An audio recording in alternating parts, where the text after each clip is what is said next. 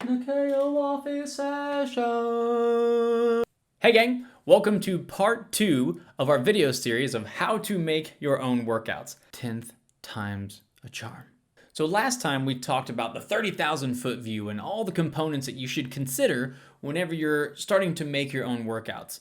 So let's go ahead and get into that and not dilly dally. So how to make your own workouts. Okay, so here's where we left off.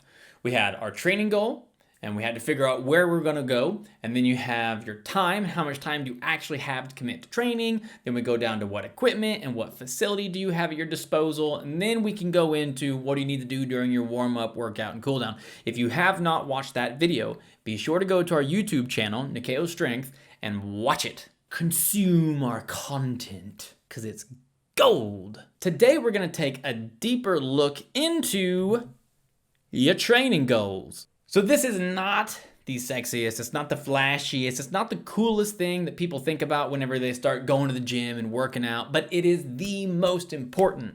It's also the most forgotten part when it comes to making your own workouts. Believe me, I've done it wrong plenty of times. So we need to have a training goal. So a training goal may be you want to run a marathon, or you want to have a heavier 1 rep max, or you want to fit into your old clothes, or you just want to move pain-free. Now, these are all really good goals because I wrote them and I'm awesome, because they're quantifiable and they're specific. Some people don't care about lifting heavy weights. Some people don't care about running very far. Some people don't really care about fitting into the old clothes, but moving pain-free is huge because they want to be able to play with their kids, their grandkids, or walk the dog, or hike mountains, or whatever. So whatever your goal is, make sure that it's quantifiable and make sure that it's specific to you, and make sure that you pick something that's gonna keep you motivated on your fitness journey. Now, I'm gonna go ahead and talk about one that 9 times out of 10 is brought to the table whenever we start talking about training goals for the very first time. I want to tone up and slim down. Do you even know what that means? So typically when I ask people, well, what does this really mean? We go into this conversation about, well, I saw so-and-so online, or I saw my favorite athlete or musician or, rock star or comic book character, and they look like this and I want to look like that.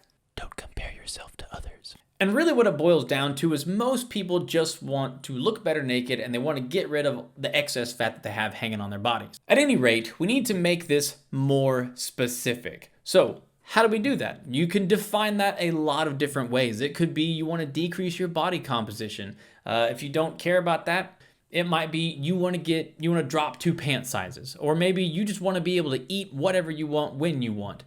You want to wear that bikini next summer, or you want to see visible arm muscles. Or you want to be able to run a mile nonstop. These are all really good ways to make this larger idea of toning up and slimming down more specific. So what we're going to do is we're going to focus on one that at the end of the day, most people when they say they want to tone up and they want to slim down, they really just want to get rid of their body fat. And the best way to measure body fat is with body composition. This is not the number that you see on the scale. The scale measures everything. It measures your brains, it measures your muscles, your arteries, tendons, ligaments, organs, the food you just ate. It's all in there, so it's not the same thing. So let's go ahead and talk about that a little bit further. When we talk about our training goal and I want to tone up, I want to slim down, I'm really asking, how do I decrease my body composition? Let me tell you, gang, when you decrease your body composition, you're going to tone up because you have less of this adipose tissue, this fat hanging around your body. It's kind of like a sculptor chipping away at the rock and the stone to reveal the sculpture that's underneath. That was poetic, yeah? Yeah, that was good. That was good? Oh, yeah, that was good. Okay, so what we're gonna do is we're going to break up this larger goal of decreasing our body composition in 3 easy steps. And you can do this with any goal that you have, whether you want to run a marathon, lift heavier weights, move pain-free. You can take any one of these training goals into these 3 steps to help you knock it out. Step 1, you need to set a deadline. So put it on the calendar, however many months away you want to achieve this goal. You also need to get some accountability partners or a partner. And we're not talking about that friend that's just gonna maybe ask you, maybe not. I'm talking find someone who is gonna get on your case. This is where a private trainer will definitely come in handy. I mean, it's their job. But then also group classes or just 2 or 3 consistent workout buddies, people who are gonna motivate you to progress and move forward. So in this example, I put, in 3 months, I will decrease my body composition by 3%. So for example, let's say I'm at 20% body composition and I wanna drop down to 17. That's great. That's our big picture goal. That can be daunting though. It's like, oh my goodness, like that's gonna take forever. I'm gonna have to work so hard to do that. Oh my goodness. And you just start getting overwhelmed with the idea of getting somewhere that you've never been before. Don't be scared. This is where step 2 comes in. You need to work backwards from your bigger goals. So we need to create milestones and we need to create smaller bite-sized pieces. So that we don't completely overwhelm ourselves with the scale of what we want to do, but also because you need to celebrate these wins along the way. So in this example, I put in 1.5 months, I will be down 1.5%. Another way to think about that is, like if I'm trying to get to decreasing my body composition in 3 months' time, then that means every month I can try to get to 12 workouts every month. That's another great way to help measure your progress. But also, if you get 12 workouts in a month and you decrease your body composition by 1.5%, that's something that you should definitely celebrate, which is why it's important to create these milestones.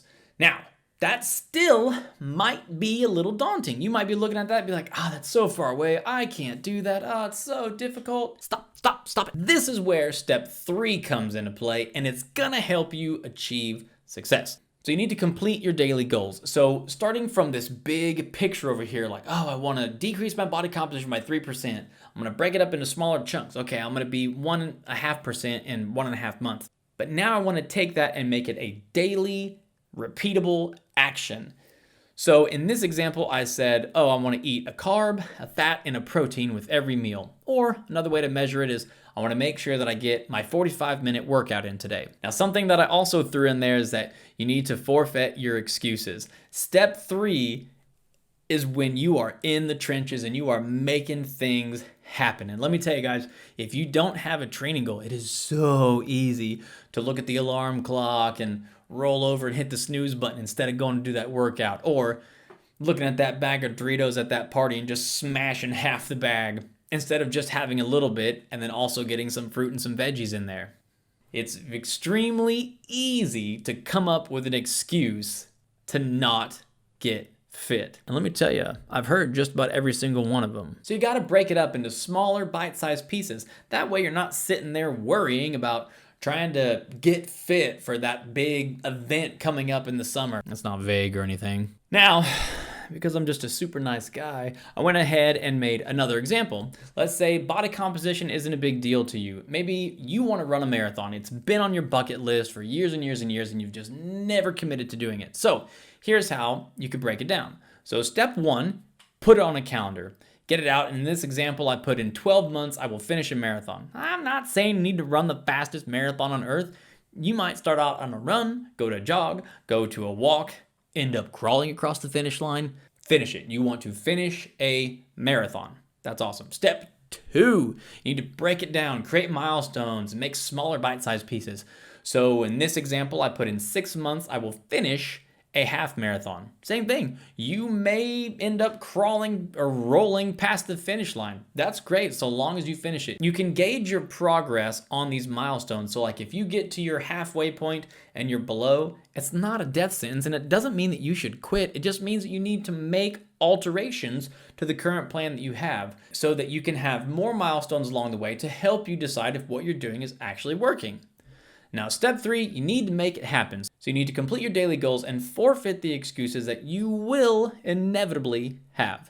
So in this example, I put you need to sleep 7 to 8 hours every night, and you need to stick to your training program. Specifically to running a marathon, this is harsh on your body. Running, especially when done well, takes a toll on your body. So if you're not getting a good 7 to 8 hours of sleep every night, then you're not allowing your body to recover from the workout that you just put it through.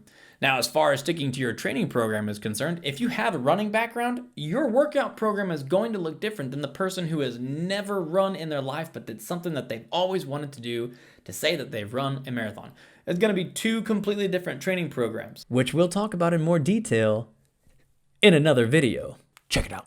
So that's how you take a goal, a specific measurable goal, and break it up into smaller bite-sized pieces so that you can have a daily repeatable action that you can chip away at every single day to help you progress in your fitness and make sure that you're always moving forward in your fitness journey. Okay, so if you have any questions, be sure to leave them in the comments below and we will be happy to get back to them. Okay, that wraps it up for part 2 in our How to Make Your Own Workout series. Be sure to subscribe to our YouTube channel and hit the bell notification so that you know when this next video comes up. See you guys next video.